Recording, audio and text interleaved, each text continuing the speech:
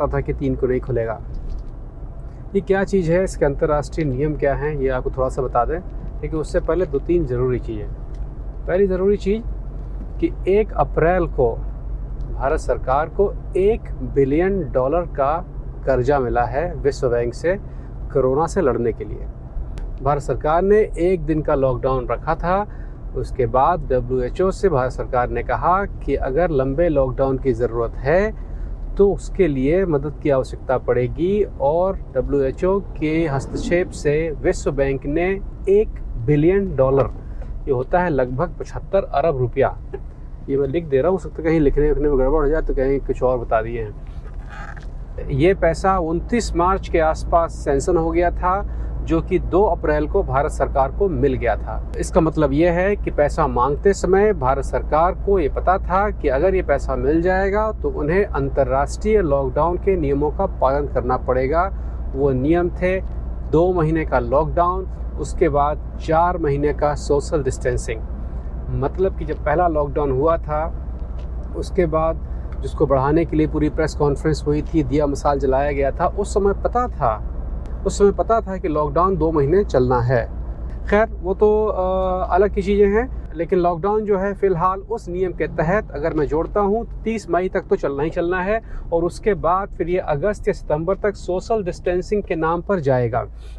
क्या है उसके नियम, ये बताएंगे आगे चल के। लेकिन उससे बड़ी एक डिस्टर्बिंग खबर जो मेरे लिए डिस्टर्बिंग है, शायद आपके लिए ना हो, ये है कि एक किट घोटाला पकड़ा गया है। किट घोटाला क्या है? Rapid antibody kit. आपने सुना होगा कि चीन ने ख़राब किटें भेजी थी, उसको भारत में लताड़ा, और पूरी कहानी सुनी होगी आपने। वो लगभग कहानी में दम नहीं है। अब ये घोटाला क्या है, बहुत ध्यान से सुनिएगा। भारत की एक मैट्रिक्स नाम की कंपनी ने मार्च के आखिरी में, ये सब लॉकडाउन होने से पहले की बात है, मार्च के आखिरी में चीन से ये किटें खरीदी थी। जिस समय ये खरीद रही थी उस समय चीन की बनी हुई, इस तरह की बनी हुई किटें नेदरलैंड्स ने यहाँ से और फ्रांस ने वापस कर दी थी, क्योंकि वो जो किटें थी वो प्रारंभिक स्टेज की थी और उनके रखरखाव में झंझट ज़्यादा था। जो नया वर्जन था उसमें रखरखाव में झंझट कम था, तो वो किटें उन्होंने वापस कर दी थी। तकनीकी रूप से वो किटें सही थी। जिस समय डील चल रही थी मैट्रिक्स के साथ में, तो मैट्रिक्स को इसके बारे में पता था। तो मैट्रिक्स ने क्या किया, उन्होंने कहा कि भाई ऐसा करिए कि नई वाली और पुरानी वाली मिक्स करके दे दीजिए, और रेट लगाया 245 रुपया। 248 रुपये के कीमत पर 5 लाख किटें भारत मंगवाई गईं। भारत में जब वो किट आई तो भारत सरकार ने इन किटों को 500 रुपये में उस कंपनी से ख़रीदा।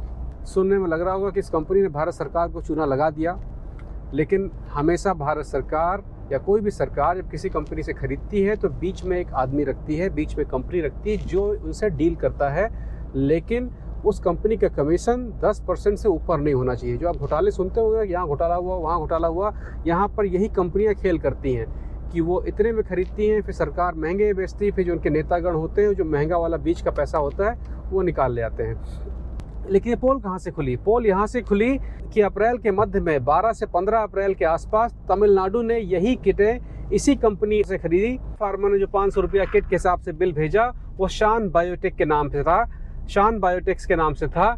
वहाँ पर तमिलनाडु सरकार को थोड़ा शक हुआ और उन्होंने पता करने की कोशिश की कि इसका हकीकत में रेट क्या है। जब इन्होंने यूरोप में पता किया कि यूरोप में खुदरा मूल्य तो 400 का है और भारत सरकार 500 में ले रही है अपने ही देश में, तो तमिलनाडु सरकार कोर्ट चली गई। तो ये जब कोर्ट ने सारे कागजात हिसाब किताब देखे, कोर्ट ने साफ कर दिया कि भैया आपने चाहे इतने में खरीदा हो, जब अंतर्राष्ट्रीय खुदरा मूल्य 400 का है तो आप 500 कैसे ले सकते हैं। और ये एक आपराधिक कृत्य भी था। इसके चक्कर में मैट्रिक्स कंपनी को सजा भी हो सकती थी। मैट्रिक्स कंपनी ने जब अपने को फंसते देखा तो उन्होंने सब उगल दिया। उन्होंने कहा भैया हमको तो सरकार ने कहा था कि 500 से 700 के बीच में बेचिए। कोर्ट ने सरकार से पूछा कि कैसे कहा आपने? सरकार ने अभी तक कोई जवाब नहीं दिया है। सरकार के पास ये विशेषाधिकार होता है कि जवाब दें कि बाद में दें, क्योंकि इस समय महामारी चल रही, तो उन्होंने इसको फिलहाल रोक के रखा हुआ है। लेकिन जब ये कोर्ट कचहरी चल रही थी, इतना झंझट हो रहा था, एक तो बार सुने आप कि इसके मामले में कोर्ट में कहीं गए थे, ये न्यूज़ कहाँ गई, क्यों नहीं बताई गई? ये कोर्ट कचहरी ठीक उसी समय हो रहा था जब जमाती पकड़े गए थे। जब जमातियों को निकाला जा रहा था, वो लोग थूक रहे थे डॉक्टरों के ऊपर, पकड़े जा रहे थे, कोरोना फैला रहे थे, हिंदू मुसलमान हो रहा था, और सारी की सारी मीडिया, सारी पब्लिक उसको देख रही थी, और इधर कोर्ट कचहरी में काम चल रहा था। इसको अब आप क्या कह सकते हैं ये आप जाने, लेकिन ये समय बिल्कुल वही था। इसकी पूरी डिटेल जो मैं कह रहा हूँ, इसके तथ्य मैं फेसबुक पे डाल दूंगा, और आप में से जो खोजी पत्रकार लोग जानना चाहें वहाँ से वो फाइल डाउनलोड कर लें। फेसबुक पे मिल जाएगी, पापा ऑन ड्यूटी वाले पर। फिलहाल मामला कोर्ट में है, लेकिन चूंकि महामारी है इसलिए महामारी का काम पहले होगा। और भारत सरकार अभी तक इन्होंने 5 लाख इस तरह की किटें खरीदी हैं और 100 करोड़ किटें खरीदने का प्लान है। तीसरी ज़रूरी चीज़, आपको मैंने पिछले प्रोग्राम में प्लाज्मा थेरेपी की कुछ बातें बताई थी, जिसमें WHO ने भी एक्शन लिया। उसके तुरंत बाद भारत सरकार का जवाब भी आया है। इसको पहले आप देख लें, फिर हम लोग बात करेंगे तीसरे सब्जेक्ट लॉकडाउन की, कि अंतर्राष्ट्रीय नियम क्या हैं। भैया, प्लाज्मा थेरेपी जो आप सुन रहे हैं ये 100% धोखा है। भारत के कुछ डॉक्टर, सब नहीं, कुछ डॉक्टर, कुछ ने तो मुझसे भी संपर्क किया कि आप इसको प्रमोट कर दीजिए। क्यों कर दें? क्योंकि ये झूठ है। मैंने तो WHO को लिख के कहा है कि भारत सरकार से वो कहें कि इस तरह की थेरेपी वगैरह पे या तो बैन लगाएं या आधिकारिक रूप से कहें कि ये झूठ है। इस विषय में यह क्लैरिफाई करना बहुत जरूरी है, अति आवश्यक है कि जब तक कि ICMR अपनी स्टडी को कंक्लूड ना कर ले, रोबस्ट साइंटिफिक प्रूफ अवेलेबल ना हो, तब तक इस थेरेपी को केवल हम या तो रिसर्च या ट्रायल पर्पस के लिए ही उपयोग करें। इनफैक्ट जो प्लाज्मा थेरेपी है, अगर इसको हम प्रॉपर तरीके से, प्रॉपर गाइडलाइंस के तहत इस्तेमाल ना करें तो इससे लाइफ थ्रेटनिंग कॉम्प्लिकेशंस भी हो सकती हैं। जब तक यह थेरेपी प्रॉपरली अप्रूव नहीं है या इसकी इफेक्टिवनेस सिद्ध नहीं हुई है, तब तक इसके बारे में किसी भी तरह का दावा किसी भी स्थाई पर करा जाना बिल्कुल अनुचित है। ICMR की स्टडी के बारे में कहीं भी इस प्रकार का प्रयोग पूरी तरह से इलीगल है, और दूसरी तरफ पेशेंट की जान को इससे खतरा भी उत्पन्न हो सकता है।